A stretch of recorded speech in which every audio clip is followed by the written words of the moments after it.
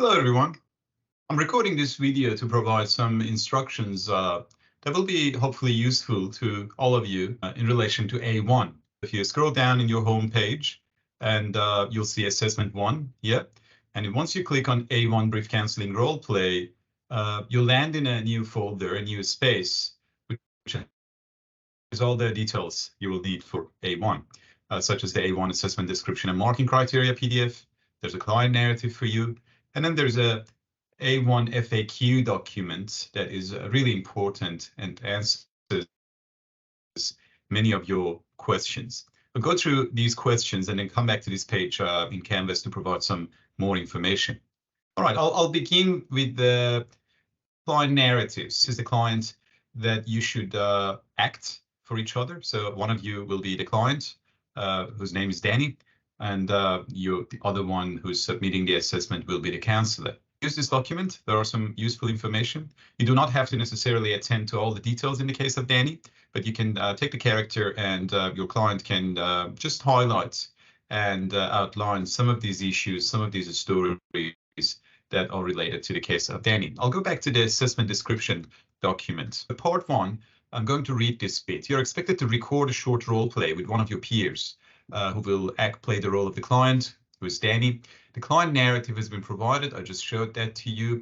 In this short role play, you will demonstrate some of your micro and macro skills to open a counseling session and build the necessary therapeutic alliance. The length of the role play must be no more than 6 minutes, and it is to be face-to-face and video recorded, so we don't accept online role plays. This recording must be added into a PebblePad page, and that is you create and then submit that PebblePad page to us for as well as the part 2, which I'll explain. There's a part 2. Once you complete your recording, your role play, and you record it, then watch it again. Once you watch that again, you'll be able to write the reflection, which is basically answering 2 questions that I'll briefly show you, which is about reflecting on your learning experience of this role play. Okay, there are 2 reflective questions. I'll scroll down later and shortly share those questions as well in this video. So I really highlight that you work with a peer from class, because usually from experience, I can say that those students who work with others outside the class, such as their friends or family members or work colleagues, they usually face problems in the role play, because oftentimes those family members, those other people who have not been in class, they're not really familiar with the nature and the requirements of the assessment. And so they can say things or act in particular ways that are going to create some problems for you that you're not ready yet, you're not trained yet to deal with, such as, they may overly talk and they may explain things in rather lengthy manners, which are natural and you'll become familiar with, but gradually and not just with one course. So I really encourage that you work with peers who know or from class and are more flexible. You can access them for practicing before recording this video and are more willing to collaborate, because chances are that after you record yours, they want to record theirs, and then you have to be the client Danny for them. And that is why usually it creates that reciprocal relationship, so people become a bit more flexible. As your session begins, you should start with a little bit of a small talk to make the client a bit comfortable, okay? Then you introduce yourself, who you are, that you are the counselor, outline your role, what is involved in you being the counselor, and what are your boundaries of your role. And you may want to check client expectations just by saying if all is clear, if they have any questions, or what do they expect to get out of this session today. And then after that, once you briefly address those 2 points, you want to start the session and make sure that they know that the session is being recorded, and you get the client's verbal consent that this is fine with them to be recorded. And finally, outline matters related to confidentiality as discussed in class in the slide. So we'll discuss this in tutorials week 3 or 4 or 5. So there is a document that provides some sample confidentiality statement, and you practice that in class as well. After these, and once your client is happy with all of these sort of 4 steps I just described, you will ask the client a question like this. So what is it that you want us to talk about today? Okay, so that's just one sample way of opening this session and inviting the client to share the concerns with you. And then continue from there using your micro and macro skills. I'm going to briefly talk about what I mean continue from there. So as you delve further into the session, avoid asking any questions. You already asked one question, which was, what is it that you want us to talk about today? Given that nearly 2 minutes or maybe 3 minutes by now has been spent, you only have approximately 3 more minutes for the rest of the session. Use this time wisely to do what is needed, demonstrated according to the marking criteria. I'll go at the end of this document and show you, because you have to do like a reflection of feeling, a reflection of content, one example of summarizing, paraphrasing, and things like that. So client explains their ongoing issues. So they say, as Danny story, using client narrative, they say what is going on, what is the issue that they want to work on here in these sessions. You use paraphrasing, reflection of feeling, and content to facilitate further expansion of this story by the client. Obviously, feel free, once your client adapts Danny's stories, feel free to add bits and pieces that may not have been necessarily outlined in the client narrative, okay? So that's fine if you just want to add a small bits to Danny's stories. It doesn't matter if they're not real, okay? Because once we do reflections, paraphrasing, it is natural that clients respond back and say, yeah, that's right. And this also happened, or I feel this way as well, or it's like that in metaphors and such so on. After about a minute of listening to the client, obviously you've done paraphrasing, reflections, you're supposed to do a summarizing of all you've heard so far, which includes a formulation of the client's reason for seeking counseling. So you say that, all right, Danny, I've heard you say this and this has been going on and you did that, but also you're concerned about this one and your partner is this and your work has been affected like that, and so on and so forth. Then you kind of say something like this, a clarifying question, which is the only other question that you'll ask. After hearing all that, I'm just curious, Danny, I'm just curious to know, what is the one thing that you want us to focus on today, or maybe even during our next few sessions, okay? So this is what you're doing in terms of clarifying clients' goal around seeking counseling, because often clients come to counseling, they have quite a lot going on in their life. They don't know exactly what is their focus or what is the problem. There might be a couple of things going on, like Danny's story. And it is your task as the counselor to invite the client to reflect further on what they have presented so far after you provide the summary, and just ask them to see which one of those matters is the one that they want to focus in these session. So basically, counselor wants to clearly understand the client's needs and expectations and what they intend to possibly gain from attending counseling. Your client starts to respond to that question, that clarifying question, and then the video can end there once your client response goes for about 10 seconds. All right, so if it's 7 or 8 seconds, that's fine. We don't need the full client's response to be recorded. Okay.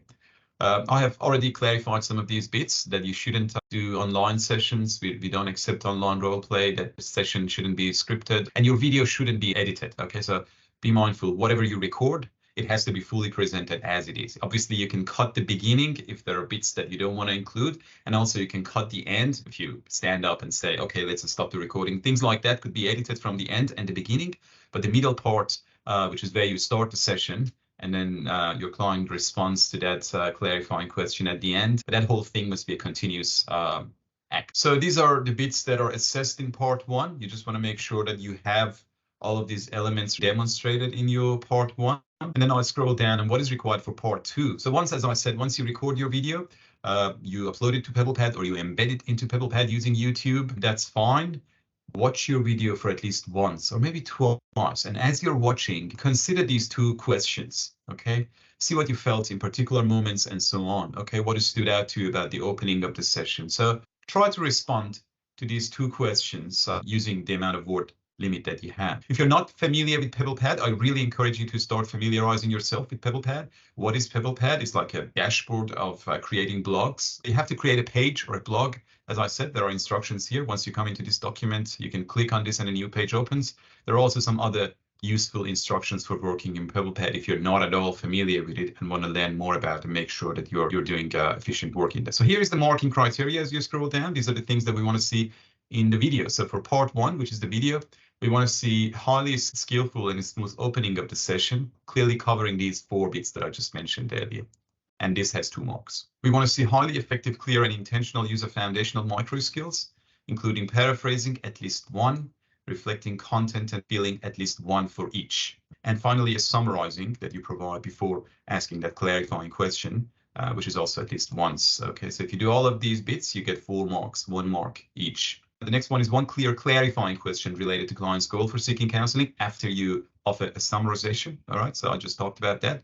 Avoid asking any extra questions. Marks will be deducted if you ask any extra questions apart from the ones that we outlined here.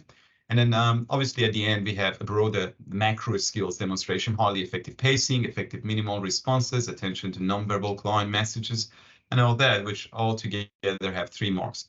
And the next part, sorry, as I said, macro skills just a few seconds ago. The macro skills are in this section B, and this holds also 3.5 marks. Finally, we have 1.5 marks related to professionalism. Okay, effective management of session time. Your session can be a maximum of 6 minutes and 30 seconds. All right, so that 30 seconds is just a bit of a time extra. So if you need it, and I understand for some of you, it might be challenging to fit all of that in 6 minutes, but with practice, you will improve. Obviously, the first time and the second time you do it with your peer, this might go a bit longer than 6 minutes. It might go, I don't know, 8 minutes, 9 minutes. So it's your task to just redo it again, practice, and make sure that you can fit it within 6 minutes and 30 seconds. For every 30 seconds after 6:30, half a mark will be deducted, unfortunately. And that is because we have to look after the people who are marking, okay? These are casual sessional staff, so their time is quite limited. Appropriate setting up of cancelling space is very important. Make sure that as you're recording, there are not much noise in the background, no one else is sort of disturbing your session, that you're not actually sitting on a bed and doing this session, or you're wearing appropriate clothing, and so on. Okay. Part 2 for written reflection. There are also 4 marks associated with that part. Follow reflective writing sort of procedures for each question will attract 2 marks, hopefully. So that's it in relation to the assessment description and marking criteria. We have, as I said, an FAQ document, which is very important.